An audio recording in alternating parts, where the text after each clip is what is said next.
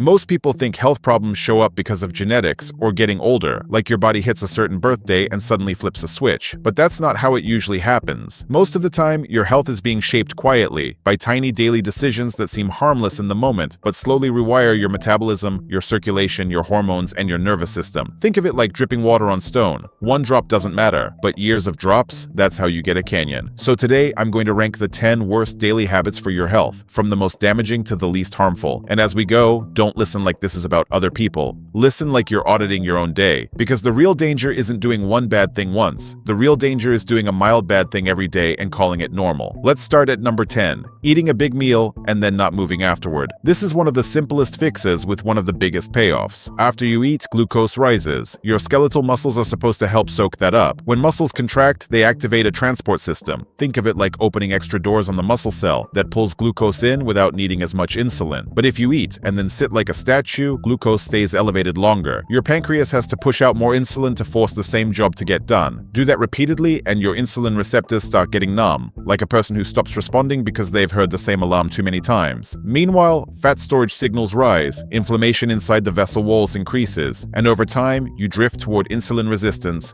fatty liver, and poor blood vessel function. The solution is almost laughably simple. 5 to 10 minutes of walking after meals can dramatically flatten that glucose spike and reduce insulin demand. Number 9. Chronic overeating, especially refined carbohydrates. This isn't about enjoying food, it's about the hormonal consequences of constant excess. When you overeat every day, insulin stays high for long stretches, and when insulin is high, fat burning gets locked behind a door. Your body can't access stored fuel efficiently, so you feel hungry again sooner, even though you've eaten plenty. Refined carbs make it worse because they raise glucose fast, drive triglycerides up, and stimulate inflammatory signaling. Excess glucose gets converted into fat in the liver, pushing visceral fat higher, the deep fat around your organs. And visceral fat isn't passive storage, it acts like an inflammatory organ, releasing signals that damage vessels, raise blood pressure, and accelerate plaque development. That metabolic environment is one of the strongest drivers of heart disease and metabolic syndrome. Number 8. Sitting for long periods. People underestimate how quickly sitting changes your physiology. When you sit, the calf muscle pump shuts down, and that pump is one of your best tools for returning blood back up to the heart and moving lymphatic fluid. Less muscle contraction also means less nitric oxide production, which means your vessels don't dilate as well. Blood pools in the legs, circulation slows, and oxygen delivery to the brain decreases. Waste clearance slows too, which affects energy and mental clarity. Mechanically, sitting compresses spinal discs, shortens hip flexors, alters pelvic alignment, and can irritate spinal nerves. It's not just bad posture, it's a chronic pattern that shapes pain, mobility, and circulation. Number 7. Eating late at night. Your insulin sensitivity follows a circadian rhythm, and for most people it drops significantly in the evening. That means the same meal eaten late produces a higher glucose and insulin response than it would earlier in the day. Late eating also increases nighttime acid production, which can worsen reflux. It can suppress melatonin, disrupt sleep, and keep your body in a more fed state when it's supposed to be repairing. Elevated insulin at night interferes with fat burning and adds metabolic stress over time. It's a small habit with surprisingly big downstream effects: weight gain, increased insulin resistance, and poor sleep quality that feeds back into cravings the next day. Number 6. Chronic dehydration. Water isn't just about thirst, it's about circulation, electrolyte balance, and cellular metabolism. Even mild dehydration thickens blood and increases the workload on the heart. Circulation becomes less efficient. Dehydrated cells don't transport nutrients well and can't remove waste effectively. Nerve conduction slows, digestion becomes sluggish, stools harden, joint lubrication decreases. And over time, chronic low-level dehydration contributes to headaches, fatigue, constipation, kidney strain, and poor circulation. The scary part is most people don't feel thirsty until they're already behind. Number 5. Not doing resistance training. This is one of the most underestimated habits in modern life. Muscle isn't just for looks, it's metabolically active tissue. Pound for pound, muscle burns more calories at rest than fat. But even more important, muscle is the main place where glucose gets disposed of safely. Resistance training improves insulin sensitivity, releases beneficial signaling molecules from muscle, strengthens bones through mechanical loading, stabilizes joints, and supports balance. Without it, muscle gradually declines, resting metabolism drops, insulin resistance climbs, bones weaken, and fall risk rises. People think frailty happens suddenly in old age, but it's often the result of decades of not challenging the muscles. Number 4. Not walking daily. Walking is foundational human movement. It activates the calf muscles, which function like a second heart for blood and lymph flow. That improves venous return, reduces pooling in the legs, and enhances oxygenation to the brain. Walking also nourishes joint cartilage by moving synovial fluid, and it calms the nervous system through rhythmic, predictable sensory input. Without daily walking, circulation slows, joints degenerate faster, glucose regulation worsens, and anxiety tends to increase. It's the simplest medicine that most people treat like an optional hobby. Number 3. Chronic stress. This one is a silent destroyer because it doesn't just affect your mood, it changes your biology. Chronic stress keeps the nervous system stuck in fight or flight. Blood flow is redirected away from digestion, repair, and immunity and toward short-term survival. Cortisol stays elevated, which raises blood sugar and pushes fat storage toward the abdomen. Inflammation rises, blood pressure rises, stress can weaken the gut barrier, increase pain sensitivity, and accelerate aging by keeping the body in a constant bracing state. People think stress is psychological. Your body treats it as chemical reality. Number 2, inconsistent daily movement. This surprises people. They think one intense workout cancels out a day of sitting, but metabolic signaling depends on frequent muscle activation throughout the day. If movement is rare, 1 hour of exercise and then 14 hours of inactivity, insulin sensitivity declines, circulation slows, joints dry out, brain oxygenation drops, and stiffness increases. Your cells respond better to repeated low-level movement than isolated bursts of intensity. Consistent movement maintains metabolic flexibility and slows physical decline. It's not just what you do in the gym, it's what you do between the gym visits. And number 1, the most damaging habit of all, allowing muscle mass to decline with age. Loss of muscle, known as sarcopenia, is like taking away the engine that runs your metabolism. With less muscle, your body has less capacity to dispose of glucose, so insulin resistance rises, joints destabilize, bones weaken, balance worsens. Low muscle mass is one of the strongest predictors of frailty, falls, cardiovascular disease, cognitive decline, and early death. Preserving muscle protects independence and longevity more than almost any single intervention. And the worst part, it's not inevitable, it's preventable. If you treat muscle like a vital organ and not an optional accessory. So here's the real message. Health isn't built by extreme actions. It's built by the right small actions repeated daily. These habits don't look dramatic, but they quietly shape your physiology over time. They decide how strong, mobile, and resilient you become. Start simple. Walk after meals, drink water like it matters, move more frequently, train your muscles, and protect your sleep. Take care of your body proactively, and your body will return the favor for decades. If you found this helpful, share it with someone you care about. Drop a comment with the one habit you're working on first, and make today a great day.